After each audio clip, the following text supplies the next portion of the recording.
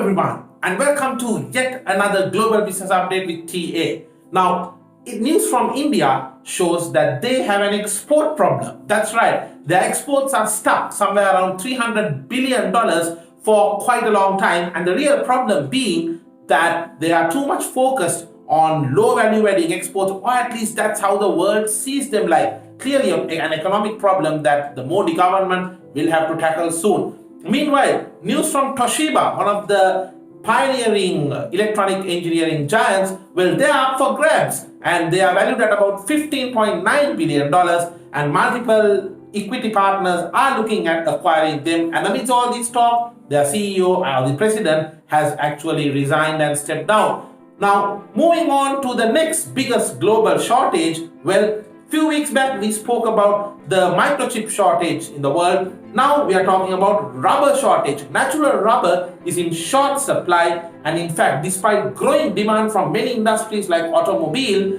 we see that due to floods and leaf diseases in some of the key supply markets like Thailand, they are in a really difficult situation in terms of getting the required supply. Well, rubber prices are set to exponentially spiral up in the coming months ahead.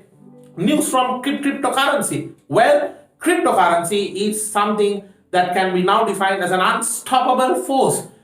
The price of Bitcoin crossed $60,000. In fact, it went close to about $64,000 before it came down. But the news that made the headlines about cryptocurrencies this week was about the Coinbase IPO. Well, the cryptocurrency exchange that listed in the stock market, well, it simply went beyond a valuation of $100 billion at one point of time, simply showing the amount of potential and the belief that investors are actually placing on this digital currency. And on a final note, news from Hong Kong. Well, they want the manufacturing jobs back. That's right, in the 1970s, the manufacturing sector comprised of about 30% of the economy of Hong Kong. Well, today it's down to about 1%. But with the impact of globalization being visible due to the pandemic, where countries that didn't have their own manufacturing facilities simply struggling to fulfill their demands, and realizing the potential in a world looking for a China plus one supply strategy, Hong Kong wants to reignite that manufacturing sector and is offering many incentives